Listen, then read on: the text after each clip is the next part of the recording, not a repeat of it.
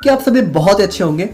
तो आज की वीडियो में हम लोग बात करेंगे अपने एक बहुत ही ज़्यादा इंपॉर्टेंट टॉपिक के बारे में, जो कि हमारा होने वाला है बर्नौलीज थ्योरम। तो बर्नौलीज थ्योरम आपके एग्जाम पॉइंट ऑफ व्यू से तो इम्पॉर्टेंट है ही है, लेकिन इसके अलावा आपके नॉलेज पॉइंट ऑफ व्यू से भी ये टॉपिक बहुत ज़्यादा इंपॉर्टेंट हो जाता है। क्या आप लोग को पता है कि जो हमारा एरोप्लेन है वो यहाँ पे उड़ता कैसे है? देखो, अगर आप लोग को इस क्वेश्चन का आंसर नहीं पता है तो आज की वीडियो देखने के बाद आप लोग को इस क्वेश्चन का आंसर यहाँ पे पता चल जाएगा। और देखो, यहाँ पे कहना तो नहीं चाहिए, लेकिन मोस्ट ऑफ दी जो फार्मेसी रिलेटेड बुक्स हैं और जो यहाँ पे टीचर्स भी होते हैं वो यहाँ पे बर्नौलीज थ्योरम को बहुत ही गलत तरीके से पढ़ाते हैं। मतलब यहाँ पे बर्नौलीज इक्वेशन को तो एट लास्ट में वो लोग वही बताते हैं जो होती है, बट उसको बताने का जो तरीका होता है वो काफ़ी गलत होता है। तो आज की वीडियो में हम लोग सारी चीज़ें बहुत ही अच्छे से देखेंगे। अगर आप लोग को प्रेशर हेड वगैरह के बारे में पता है तो आप लोग काफ़ी कुछ ऑलरेडी भी जानते हो, लेकिन अगर ये सारी चीज़ें बिल्कुल नहीं है तो आज की वीडियो के बाद सारी चीज़ें आप लोग को क्लियर हो जाएंगी। तो आप लोग कॉपी और पेन लेके बैठ जाइए और हम लोग अपना आज का वीडियो स्टार्ट करते हैं। तो बात करें हम लोग यहाँ पे बर्नौलीज थ्योरम के बारे में, तो देखो, सबसे पहली बात, बर्नौलीज थ्योरम हमारा यहाँ पे फ्लूइड डायनामिक्स का एक पार्ट है, ठीक है। इसको हम लोग यहाँ पे फ्लो ऑफ फ्लूइड्स के अंदर पढ़ते हैं। और देखो, यहाँ पे बेसिकली बात करें तो जो हमारी बर्नौलीज थ्योरम है वो हमारी law of conservation of energy के ऊपर बेस होती है। देखो, अगर वन वर्ड में बोले तो बर्नौलीज थ्योरम हमारा कहता क्या है? Bernoulli's theorem states that the sum of total energy per unit volume remains constant at any cross section of the pipe throughout the fluid flow। देखो, बहुत ही सिंपल है, आप लोग बिल्कुल भी यहाँ पे सारी चीज़ों को लेकर कंफ्यूज मत हो। यहाँ पे सिंपल सी बात ये कही जा रही है कि मान लो हमारा कोई पाइप है, ठीक है, और जिसमें से यहाँ पे हमारा फ्लूइड फ्लो हो रहा है। देखो, ये पाइप हमारा इस तरीके से भी टेढ़ा मेढ़ा भी हो सकता है, सीधा भी हो सकता है। आप लोग इसके लेके कंफ्यूज मत हो कि हमारा पाइप ऐसा ही होना चाहिए। हमारा कोई भी पाइप है, लेकिन यहाँ पे हम लोगों ने ये कंडीशन ली है ताकि आप लोग और भी अच्छे से समझ सको, ठीक है। कि मान लो हमारा कोई पाइप है जिसमें हमारा फ्लूइड फ्लो हो रहा है, ठीक है, और मान लो ये हमारा एक क्रॉस सेक्शन ए वाला है और एक क्रॉस सेक्शन हमारा बी वाला है। तो बर्नौलीज थ्योरम हमारा क्या कहता है कि इन दोनों क्रॉस सेक्शन पे, यानी अगर मान लो ए पॉइंट पे भी देखें या फिर हम लोग बी पॉइंट पे देखें या फिर हम लोग किसी भी पॉइंट पे देखें, देखो यहाँ पे आप लोग यहाँ देख सकते हो, यहाँ देख सकते हो, कहीं भी जो हमारा सम ऑफ टोटल एनर्जी, ठीक है, टोटल एनर्जी का जो सम होगा वो यहाँ पे कांस्टेंट या फिर सेम ही रहेगा। यानी जितना सम ऑफ टोटल एनर्जी हमारा ए पे होगा उतना ही सम ऑफ टोटल एनर्जी हमारा इस बी पॉइंट पे भी होगा। चाहे आप लोग बीच में कहीं पे देखो, सम ऑफ टोटल एनर्जी यहाँ पे सेम ही रहेगा सबके लिए। अब यहाँ पे टोटल एनर्जी की बात करें तो टोटल एनर्जी में आ कौन कौन सी जाती हैं? तो यहाँ पे देखो, हमारी जो भी फ्लूइड फ्लो होता है, ठीक है, अगर किसी पाइप में हमारा फ्लूइड फ्लो हो रहा है तो यहाँ पे हमें मेनली तीन टाइप की एनर्जी देखने को मिलती है। पहला होता है हमारा प्रेशर एनर्जी, दूसरा होता है पोटेंशियल एनर्जी, थर्ड होता है हमारा काइनेटिक एनर्जी। तो बर्नौलीज थ्योरम यहाँ पे क्या बोलता है कि ये जो इन तीनों का सम है, यानी प्रेशर एनर्जी, पोटेंशियल एनर्जी और काइनेटिक एनर्जी का जो सम है वो यहाँ पे किसी भी पाइप में किसी भी टाइम पे यहाँ पे कांस्टेंट होता है। यानी कि यहाँ पे ये हमारा जो है सेम ही रहेगा। जैसे बहुत ही सिंपली अगर बात करें, मान लो हमारा जो ए क्रॉस सेक्शन है, ठीक है, अगर इस पॉइंट पे मान लो हमारा टोटल एनर्जी का सम है वो यहाँ पे मान लो 80 से 100 जूल आ रहा है, तो यहाँ पे बी पॉइंट पे भी इन तीनों का सम यहाँ पे 80 से 100 जूल ही आएगा। अब देखो, एक चीज आप लोग क्लियर समझना है, यहाँ पे सम ऑफ टोटल एनर्जी की बात हो रही है। इंडिविजुअली हो सकता है कि ये तीनों वैल्यू यहाँ पे डिफर कर जाए। जैसे कि मान लो हो सकता है कि ए पॉइंट पे हमारी प्रेशर एनर्जी कुछ ज्यादा हो और पोटेंशियल एनर्जी और काइनेटिक एनर्जी कुछ कम हो। तो यहाँ पे अगर मान लो बी पॉइंट की बात करें तो वहां पे क्या होगा, अगर वहां पे मान लो प्रेशर एनर्जी कम है तो वहां पे पोटेंशियल एनर्जी और काइनेटिक एनर्जी ज्यादा हो जाएगी। यानी इन तीनों का जो सम है वो यहाँ पे इन दोनों पॉइंट पे या फिर इसी के किसी भी पॉइंट पे, किसी भी क्रॉस सेक्शन पे यहाँ पे सेम ही होगा। आई होप कि आप लोग इस पॉइंट को बहुत अच्छे से समझ गए होंगे। अब हमें यहाँ पे समझना क्या है? हमें यहाँ पे बस यही समझना है कि प्रेशर एनर्जी आखिर होती क्या है, पोटेंशियल एनर्जी क्या होती है और काइनेटिक एनर्जी क्या होती है। और देखो, बहुत इंपॉर्टेंट बात, यहाँ पे total energy per unit volume की बात हो रही है। यहाँ पे सिर्फ टोटल एनर्जी की बात नहीं हो रही है। इस चीज को भी आप लोगों को बहुत ध्यान से समझना होगा। देखो, यही सबसे कंफ्यूजन हो जाती है लोगों को। यहाँ पे लोग क्या क्या करते हैं कि उनको लगता है कि यहाँ पे सम ऑफ टोटल एनर्जी की बात हो रही है, जबकि यहाँ पे बात होती है sum of total energy per unit volume की। तो यहाँ पे इसकी वैल्यू क्या होती है, वही चीज़ें हमें देखनी है। तो देखो, सबसे पहले हम लोग बात करते हैं, मान लेते हैं कि जो हमारा पाइप है, ठीक है, जैसे मान लेते हैं ये हमारा जो सरफेस है, ठीक है, तो ये हमारा सरफेस है और जो हमारा पाइप है, तो जो पाइप का ए पॉइंट है वो हमारा सरफेस से मान लेते हैं कि एच ए डिस्टेंस पे है, ठीक है, और जो हमारा सर पॉइंट बी है वो मान लेते हैं कि सरफेस से हमारा जो है एच बी डिस्टेंस पे। देखो, मान लेते हैं कि ये दोनों डिस्टेंस अलग है। देखो, मुझे पता है आप लोग सोच रहे होगे कि ये डिस्टेंस अलग क्यों है, ये इस तरीके से क्यों है। देखो, अगर आप लोग चाहो तो यहाँ पे बिल्कुल सेम डिस्टेंस पे भी रख सकते हो, यानी आप लोग इसको इस तरीके के पाइप में भी कैलकुलेट कर सकते हो, वैल्यू सेम ही आएगी। यहाँ पे होगा क्या, HA और HB दोनों जगह सेम हो जाएंगे, लेकिन हम लोगों ने थोड़ा सा क्रिटिकल कंडीशन ली है। मान लो ये दोनों हाइटें भी अलग हो, ठीक है, ये मतलब आप लोग चाहो, देखो ये तो सिंपल कंडीशन हो गई, ठीक है, इसमें तो आप लोग सॉल्व कर ही सकते हो। अगर आप लोगों ने इसकी वैल्यू कैलकुलेट कर ली तो इसकी भी कर लोगे, वहां पे HA HB बराबर हो जाएंगे, कोई दिक्कत तो है नहीं। अच्छा, यहाँ पे जमीन से यहाँ पे HA और HB इतनी हाइट पे क्यों रहता है? देखो यहाँ पे हम लोगों ने इसको इस तरीके से कैलकुलेट किया है कि कुछ पाइप्स आप लोगों ने देखे होंगे कि जमीन से ऊपर की तरफ लगाए जाते हैं, ठीक है, यानी कि जमीन से वो जो है कुछ हाइट पे रहते हैं। तो यहाँ पे उस तरह की पाइप के लिए भी हम लोगों ने कैलकुलेट किया है। अगर मान लो कोई पाइप जमीन पे है तो वहां पे क्या होगा, HA HB की वैल्यू 0 हो जाएगी। देखो कोई दिक्कत नहीं है, आप लोग इसमें कंफ्यूज मत होना कि ये हमारा ऐसा ही होगा, ये हमारा ऐसा भी हो सकता है, ये हमारा जमीन पे भी हो सकता है, लेकिन ये तो हम लोगों ने कंडीशन ले ली है कि मान लो इस तरीके से हमारा पाइप है, ठीक है। अब मान लेते हैं कि इस A पॉइंट से हमारा जो है फ्लूइड फ्लो होना स्टार्ट हुआ, ठीक है, और इस B पॉइंट से कुछ टाइम बाद यहाँ पे फ्लूइड फ्लो निकला। अब हमें क्या है, हमें कैलकुलेट करना है कि इस A पॉइंट पे यहाँ पे टोटल एनर्जी कितनी है और B पॉइंट पे कितनी है। तो देखो यहाँ पे आप लोग सिंपली सी बात है कि अगर हम लोग बात करें अपने प्रेशर एनर्जी की, ठीक है, अगर हम लोग बात करें इस A पॉइंट पे, देखो सबसे पहले हम लोग क्या कैलकुलेट करेंगे, टोटल एनर्जी हम लोग कैलकुलेट करेंगे पॉइंट A पे। तो pressure energy at point A हमारा क्या होगा, देखो प्रेशर एनर्जी का फॉर्मूला होता है हमारे यहाँ पे प्रेशर इनटू वॉल्यूम, ठीक है। देखो प्रेशर एनर्जी और प्रेशर दोनों अलग अलग चीजें हैं। प्रेशर एनर्जी का फॉर्मूला होता है हमारे यहाँ पे प्रेशर इनटू वॉल्यूम। अब आप लोग ध्यान से सुनना, हम लोग को क्या कैलकुलेट करना है, total energy per unit volume. देखो यहाँ पे इस चीज की बात हो रही है, तो सबसे पहले यहाँ पे पर यूनिट वॉल्यूम की बात करें तो यहाँ पे देखो प्रेशर एनर्जी का फॉर्मूला PV, और अगर इसी को हम लोग पर यूनिट वॉल्यूम में निकाले तो PV डिवाइडेड बाई V, ठीक है। तो यहाँ पे क्या हो जाएगा, देखो V यहाँ पे कैंसिल हो जाएंगे और हमें क्या मिल जाएगा P, यानी pressure energy per unit volume की वैल्यू हमें क्या मिली, P। देखो ये P क्या है, P हमारा प्रेशर एनर्जी नहीं है, प्रेशर एनर्जी हमारा पोटेंशियल प्रेशर इनटू वॉल्यूम होता है, लेकिन pressure energy per unit volume हमारा क्या होगा, P होगा, ठीक है। और उसी तरीके से हम लोग बात करें पोटेंशियल एनर्जी की, तो पोटेंशियल एनर्जी का फॉर्मूला क्या होता है, आप लोगों को पता ही होगा, हमारा क्या होता है mgh, बहुत ही फेमस है, ठीक है। तो पोटेंशियल एनर्जी का फॉर्मूला mgh, लेकिन हमें क्या चाहिए, हमें चाहिए potential energy per unit volume. तो यहाँ पे इसको V से डिवाइड कर देंगे, तो mgh डिवाइडेड बाई V। अब आपको पता है मास डिवाइडेड बाई वॉल्यूम क्या होता है, m अपॉन V क्या होता है, m अपॉन V हमारा हो जाता है रो, डेंसिटी। तो यहाँ पे ये क्या हो जाएगा, रो GH। तो potential energy per unit volume हमें क्या मिला, रो GH। देखो रो GH क्या है, पोटेंशियल एनर्जी नहीं, पोटेंशियल एनर्जी है हमारा mgh, रो GH है हमारा potential energy per unit volume. और उसके बाद हम लोग बात करें अपने काइनेटिक एनर्जी की, तो काइनेटिक एनर्जी का फॉर्मूला क्या होता है, हाफ mv²। देखो ये सारी चीजें तो आई थिंक आप लोग को पता होंगी, नहीं पता है तो जान लो कि काइनेटिक एनर्जी का फॉर्मूला होता है हमारे यहाँ पे हाफ mv²। अब हमें क्या चाहिए, हमें चाहिए kinetic energy per unit volume, तो इसको हम लोग V से डिवाइड कर देंगे। अच्छा यहाँ पे देखो ये V हमारा वॉल्यूम नहीं होता, ये V हमारा स्पीड होता है, ठीक है, काइनेटिक एनर्जी में। तो इसको हम लोग यहाँ पे U से डिनोट करते हैं, ठीक है, U से। देखो ये U हमारा, ये V हमारा V नहीं होता है, mu² कर सकते हो, ठीक है। तो ये हमारा हो गया हाफ, ठीक है, हाफ और mu² डिवाइडेड बाई V, ठीक है, वॉल्यूम से डिवाइड कर दिया। अब यहाँ पे भी m अपॉन V क्या हो जाएगा, रो, तो यहाँ पे क्या हो जाएगा हाफ रो U², ठीक है। तो यहाँ पे देखो ये हमें यहाँ पे मिल गया। अच्छा यहाँ पे देखो जो हमारा A पॉइंट पे हम लोग कैलकुलेट कर रहे हैं ना, तो A पॉइंट पे हमारी हाइट क्या है, हाइट हमारी HA है, तो यहाँ पे हम लोग HA कर लेते हैं। और यहाँ पे हमारा प्रेशर भी मान लेते हैं कि PA है, तो हम लोग यहाँ पे इसको PA कर लेते हैं। और यहाँ पे मान लेते हैं कि जो हमारी A पॉइंट पे जो वेलोसिटी है, देखो A पॉइंट पे वेलोसिटी और B पॉइंट पे वेलोसिटी कुछ यहाँ पे डिफरेंस हो सकती है, तो मान लेते हैं कि हमारे यहाँ पे A पॉइंट पे वेलोसिटी हमारी UA है। तो फाइनली हम लोग क्या, हमारा फॉर्मूला क्या निकल के आ गया, sum of total energy per unit volume at A. यहाँ पे क्या हो जाएगा, PA plus rho GHA plus half rho U²A is equal to constant या फिर सेम, ठीक है।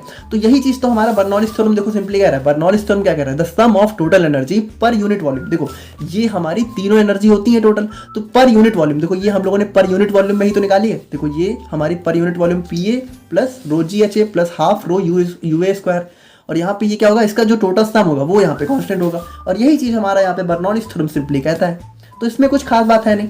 अब यहाँ पे देखो मुझे पता है कि आप लोगों ने ना इसको कुछ अलग तरीके से देखा है, यानी आप लोगों ने यहाँ पे कुछ अलग अलग टर्म्स देखे होंगे, तो वो टर्म्स यहाँ पे कैसे आते हैं उसी चीज को अभी हम लोग देखेंगे, और उसी चीज को यहाँ पे काफी गलत तरीके से आप लोग को बताया जाता है। तो अभी हम लोग देखेंगे कि वो टर्म्स कहाँ से आ रहे हैं। तो यहाँ पे देखो हम लोगों ने, अगर हम लोग यहाँ पे देखें, ठीक है, तो आप लोग ध्यान से देखो कि इस A पॉइंट पे हम लोगों ने एनर्जी को कैलकुलेट किया, ठीक है।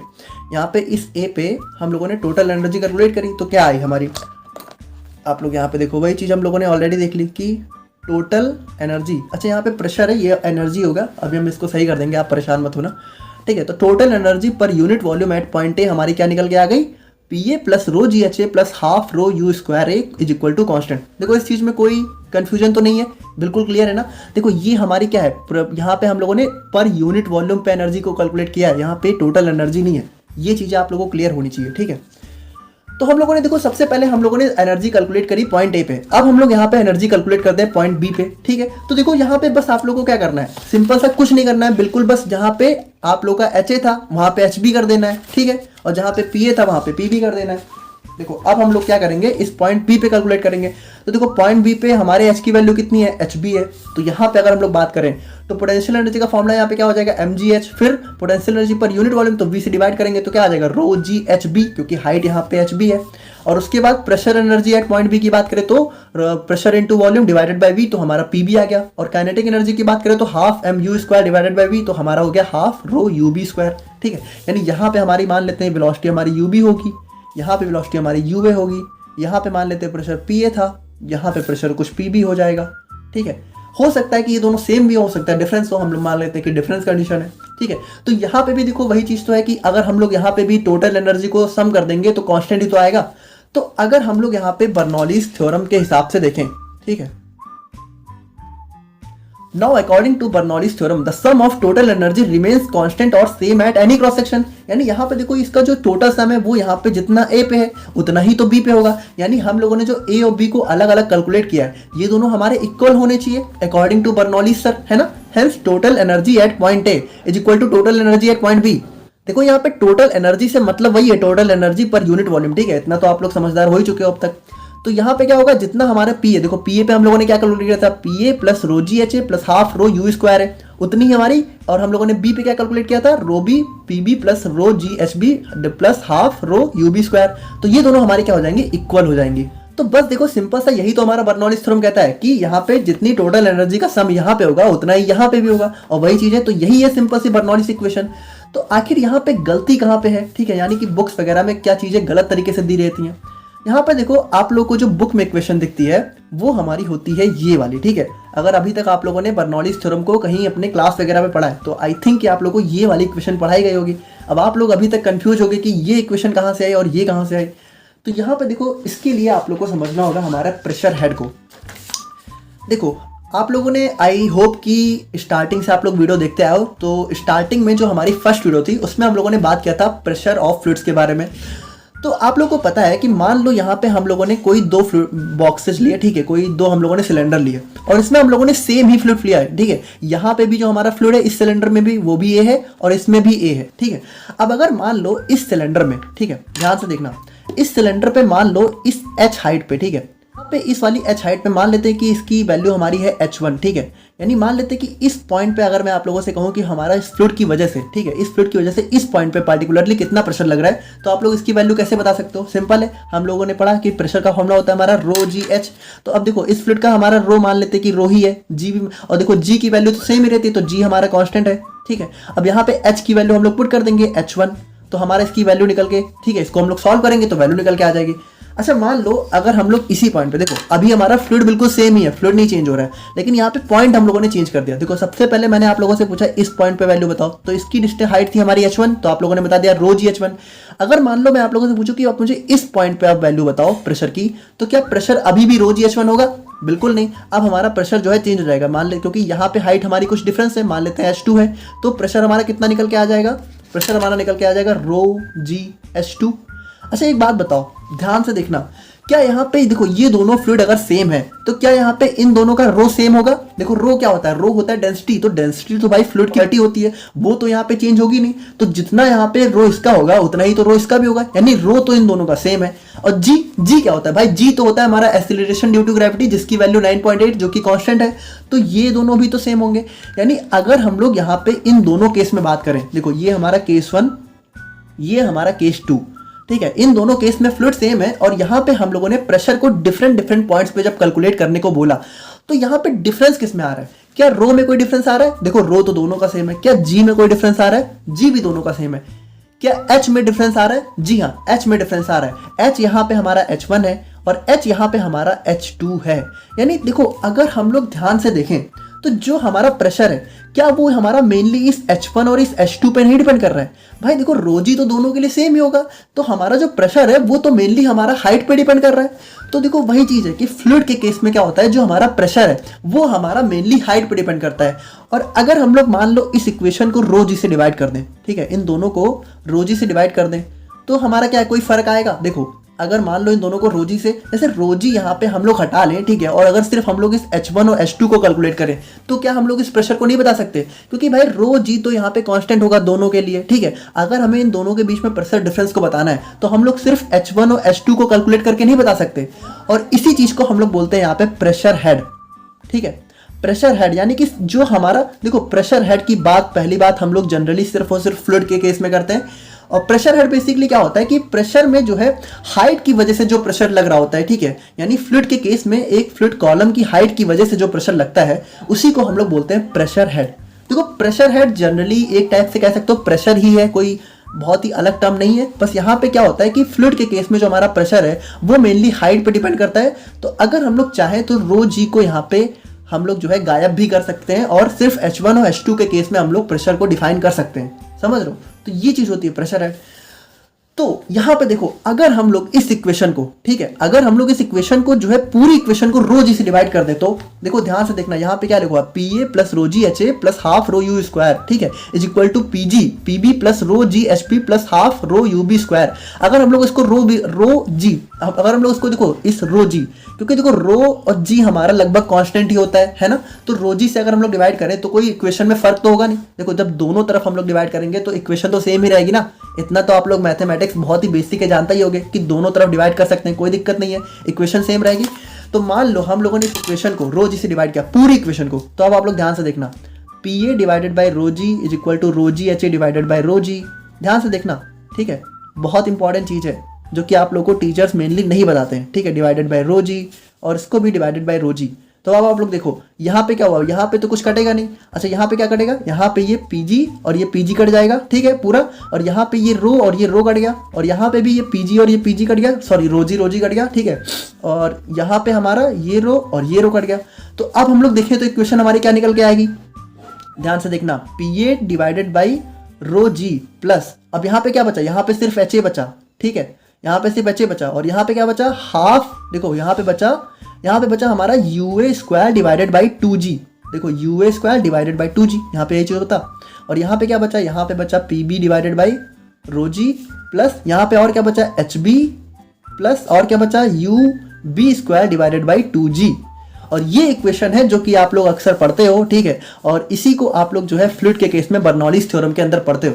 तो ये चीज हमारी इस तरीके से आती है, यानी यहाँ पे बर्नौलीज थ्योरम देखो सबके लिए सेम ही है। बस यहाँ पे क्या करते हैं, हम इस पूरे टर्म को जब यहाँ पे रो जी से डिवाइड कर देते हैं तो जो हमारी इक्वेशन निकल के आती है उसको हम लोग बोलते हैं यहाँ पे Bernoulli's theorem in the case of flow of fluids, ठीक है।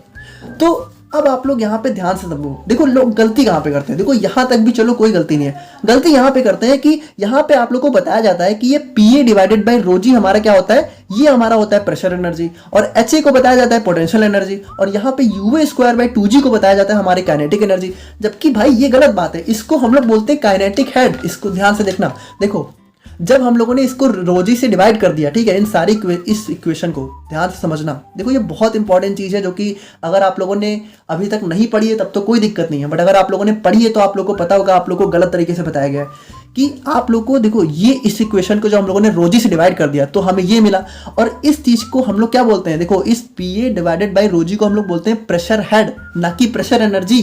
देखो प्रेशर एनर्जी, पहली बात ये है pressure energy per unit volume, pressure energy का फॉर्मूला होता है P इंटू V, ठीक है। और यहाँ पे देखो HA हमारा क्या होता है, HA आप लोग को बल्कि इवन बुक्स में दिया हुआ है यार, मतलब आप लोग जाके देखोगे ना तो बुक्स में दिया हुआ है HA is equal to potential energy, जबकि ये क्या है, ये हमारा पोटेंशियल हेड है, समझ रहे हो। और यहाँ पे UA स्क्वायर बाई 2G ये हमारा क्या है, ये हमारा काइनेटिक हेड है, ठीक है। और वहीं पे अगर हम लोग बात करें तो यह भी वही चीज है, ठीक है, ये हमारा A पे है, ये हमारा B पे है। तो ये सारी चीजें हमारी हेड होती है, ना कि हमारी एनर्जी होती है, ठीक है। तो वही चीज देखो, है तो इक्वेशन सेम ही, ये भी हमारी बर्नौलीज इक्वेशन ही है, बस हम लोगों ने इसको क्या है, हम लोगों ने इसको प्रेशर हेड के टर्म्स में कन्वर्ट कर दिया है, बाकी तो सेम ही है, ठीक है, क्योंकि हम लोगों ने इसको रोजी से डिवाइड कर दिया जो कि कांस्टेंट होता है। तो अब यहाँ पे ये चीज़ होती है मेनली। आई होप कि आप लोग यहाँ पे समझ गए होंगे, ठीक है। और देखो यहाँ पे एक और चीज़ आप लोग के बुक्स में दी रहती है, ठीक है, कि देखो बर्नौलीज थ्योरम तो हमारी वहाँ पे ख़त्म हो जाती है, ठीक है। देखो बर्नौलीज थ्योरम की अगर हम लोग बात करें तो ये भी हमारी बर्नौलीज थ्योरम ही है, ठीक है। और जब हम लोगों ने इसको इक्वल किया, ये भी हमारी बर्नौलीज थ्योरम है, ये भी हमारी बर्नौलीज थ्योरम है, ठीक है। बर्नौली सर ने बस इतना बोला है, the total energy per unit volume at any point of cross section of pipe remains constant, ठीक है। बस इतनी सी हमारी बर्नौलीज इक्वेशन होती है। बाकी हम लोग इसको थोड़ा सा मॉडिफाई करके काफ़ी बड़ा कर लेते हैं। अब देखो बहुत इंपॉर्टेंट बात, अगर आप लोगों ने लास्ट वीडियो देखी है जहाँ पे हम लोगों ने बात की है एनर्जी लॉसेज के बारे में, तो आपको पता है कि यहाँ पे बर्नौली सर ने तो बोल दिया कि यहाँ पे जितनी एनर्जी ए पे है उतनी ही एनर्जी बी पे भी होगी। लेकिन आप लोगों को पता है कि जब हमारा फ्लूइड फ्लो करेगा, ठीक है, तो यहाँ पे क्या होगा, देखो यहाँ पे पाइप से जब हमारा फ्लूइड फ्लो करेगा तो कुछ हमारा फ्रिक्शन लगेगा, और फ्रिक्शन की वजह से क्या होगा, एनर्जी लॉस होगा। हम लोगों ने अभी लास्ट वीडियो में देखा है। तो भाई उस एनर्जी लॉस को भी तो हमें कैलकुलेट करना होगा। यानी देखो अगर जो हमारा फ्लूइड है, जो हमारा ए से बी जब पहुंचेगा, तो ए से बी जाते जाते यहाँ पे देखो कुछ एनर्जी भी तो लॉस होगी, तब तो जाके बी पे पहुंचेगा, जैसे इस फ्रिक्शन की वजह से लॉस होगी। अब इस लॉस को मेंटेन करने के लिए क्या करेंगे, देखो इस लॉस को मेंटेन करने के लिए हम लोग यहाँ पे ऐड कर देते हैं हमारा एक पंप, ठीक है। अब आप लोग ध्यान से देखना, हम इस लॉस को, जो कि एनर्जी लॉस हमारा ना हो, ठीक है, और हमारा बराबर पहुंचे, तो हम लोग यहाँ पे एक पंप ऐड कर देते हैं। तो यहाँ पे देखो नाउ प्रैक्टिकली, यानी देखो थ्योरेटिकली तो हमारी इक्वेशन सही है, बट प्रैक्टिकल केस में बात करें, for transportation of fluid pump added certain amount of energy that can be expected. यानी कि जब हमारा फ्लूइड यहाँ से ए से बी पॉइंट पे ट्रांसपोर्ट हो रहा है, तो हमारा पंप जो है कुछ एनर्जी ऐड करता है, ठीक है। तो जो हमारा पंप एनर्जी ऐड करता है, मान लो अगर हम लोग उसको डब्ल्यू मान लें, ठीक है, और यहाँ पे देखो जैसे यहाँ पे पंप ने कुछ एनर्जी ऐड की, तो एनर्जी ऐड कब की, जब एनर्जी कुछ लॉस हुई, तो कुछ एनर्जी लॉस भी तो हुई ना। Also during the transport of some energy get lost in the form of heat due to frictional force, यानी इस फ्रिक्शन की वजह से कुछ एनर्जी हमारी लॉस भी हुई, और लॉस किस फॉर्म में हुई, हीट के फॉर्म में। देखो एक चीज आप लोग को पता है कि एनर्जी ना तो खत्म होती है ना तो क्रिएट की जाती है, बस एक फॉर्म से दूसरे फॉर्म में चेंज होती है। तो यहाँ पे लॉस का मतलब क्या है कि हमारा हीट के फॉर्म में चेंज हो गई, समझ रहे हो, जो हमारा लॉस हम लोग बोल देते हैं। तो इसको हम लोग यहाँ पे एफ के फॉर्म में कैलकुलेट कर लेते हैं, ठीक है। मानते हैं कि यहाँ से, अब देखो बहुत ही सिंपल है, ध्यान से सुनना, ए से बी जाने पे माना हम लोगों ने कि हमारा एफ जूल एनर्जी लॉस हुई, ठीक है। तो एनर्जी लॉस को हम लोग यहाँ पे निगेटिव में लेंगे, ठीक है। और यहाँ पे मानते हैं कि इस लॉस को पूरा करने के लिए पंप ने यहाँ पे कुछ एनर्जी ऐड करी, जो कि हमारी हो गई डब्ल्यू जूल, ठीक है। अब तो हम लोग यहाँ पे फाइनली अगर बर्नौलीज इक्वेशन को देखें, तो देखो प्रैक्टिकली जो हमारी बर्नौलीज इक्वेशन है उसको हम लोग इस तरह देख सकते हैं कि यहाँ पे क्या होगा कि P A plus rho g plus h A plus u A square plus 2g, इसमें हम लोग जब अपने इस एनर्जी जो भी हमारी पंप ने ऐड की इसको भी जोड़ेंगे, और जो हमारी माइनस हुई यानी कि जो हमारी रिड्यूस हुई, ठीक है, इसको जब माइनस करेंगे तब हमारा जाके जो है P B plus rho G divided by rho G के इक्वल आएगी। यानी देखो ए से बी जाने पे हम लोग को जो ए पे हम लोगों ने, देखो ए पे टोटल एनर्जी ये हो गई, ये इतना है ना। तो अब हम लोग बी के इक्वल इसको कब रखेंगे, बी के इक्वल प्रैक्टिकली इसको तभी रखेंगे जब हम लोग यहाँ पे जो एनर्जी माइनस हुई और जो एनर्जी हम लोगों ने दी उसको भी रखेंगे, ठीक है। तो उसको भी हम लोग यहाँ पे ऐड करके और सब्ट्रैक्ट करके फिर यहाँ पे इक्वल करेंगे। देखो आई थिंक कि आप लोग समझ गए होंगे। आप लोग यार प्लीज मुझे कमेंट करके बताओ कि आप लोग को अभी तक सारी चीजें समझ में आई कि नहीं आई। देखो जनरली मैं आप लोगों से नहीं बोलता हूँ, लेकिन आप लोग आज कमेंट करके बताओ, क्योंकि इस वीडियो के पीछे बहुत ज़्यादा मैंने रिसर्च करी, ठीक है।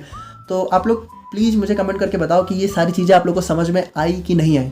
और देखो अगर आप लोगों ने लास्ट वीडियो देखी ही नहीं है, एनर्जी लॉस के बारे में पता नहीं है, तब तो थोड़ा बहुत मुश्किल हो सकती है, बट स्टिल मैंने आप लोगों को समझाने की कोशिश की है हर एक चीज़ें। तो आप लोग प्लीज़ मुझे कमेंट करके बताओ कि आप लोग को ये सारी चीज़ें समझ में आई कि नहीं आई। तो ये होता है हमारा यहाँ पे फाइनल बर्नौलीज इक्वेशन, ठीक है। तो ये चीज़ आप लोग के बुक में अक्सर दी रहती है, लेकिन आप लोग की बुक में दी तो यही इक्वेशन है जो कि सही है, लेकिन बताया गलत तरीके से जाता है। बुक में यह बताया जाता है कि ये हमारा प्रेशर एनर्जी होता है, जबकि ये हमारा प्रेशर हेड होता है, ये हमारा पोटेंशियल हेड होता है, ना कि पोटेंशियल एनर्जी। तो ये चीज़ आप लोग को ध्यान रखनी है, ठीक है। और बाकी हम लोग बात करें अपने कुछ लिमिटेशंस ऑफ बर्नौलीज थ्योरम के बारे में, तो यहाँ पे देखो जो हमारा बर्नौलीज थ्योरम है, ठीक है, तो ये हमारा सिर्फ तभी एप्लीकेबल हो सकता है जब हमारा फ्लूइड जो है नॉन विस्कस हो। देखो यहाँ पे ये बहुत इंपॉर्टेंट चीज़ है कि फ्लूइड हमारा नॉन विस्कस हो। जो हमारा फ्लो है वो हमारा स्ट्रीम लाइन फ्लो है, हमारा टर्बुलेंट फ्लो नहीं होना चाहिए, और जो हमारा फ्लूइड है वो हमारा इनकम्प्रेसिबल भी हो, ठीक है, और जो हमारा फ्रिक्शन लॉस है वो भी नेग्लेजिबल हो। अब देखो फ्रिक्शन लॉस के लिए ही हम लोगों ने यहाँ पे प्लस डब्ल्यू माइनस एफ किया है। अब अगर इसको हटा दे तो यहाँ पे इस कंडीशन को भी फॉलो कर सकते हैं, और अगर इस कंडीशन को हटाना हो तो हम लोग यहाँ पे प्लस डब्ल्यू माइनस एफ कर लेते हैं, ठीक है, प्रैक्टिकल केस में। तो वो चीज़ें हैं। बाकी अगर हम लोग मेनली बात करें अपने एप्लीकेशन ऑफ बर्नौलीज थ्योरम की, तो यहाँ पे देखो जो हमारे सेंट्रीफ्यूगल पंप्स होते हैं, ठीक है, अब देखो यहाँ पे इतना समझा पाना तो मुश्किल है, बाकी आप लोग ऐसे समझो कि सेंट्रीफ्यूगल पंप्स की वर्किंग में भी होता है, और venturi meter, petrol tube meter, orifice meter, इसको हम लोग को नेक्स्ट वीडियो में पढ़ना है। तो इन सब की वर्किंग में भी हमारा बर्नौलीज थ्योरम यूज होता है। और उसके बाद बहुत इंपॉर्टेंट हमारे जो एरोप्लेन की वर्किंग होती है।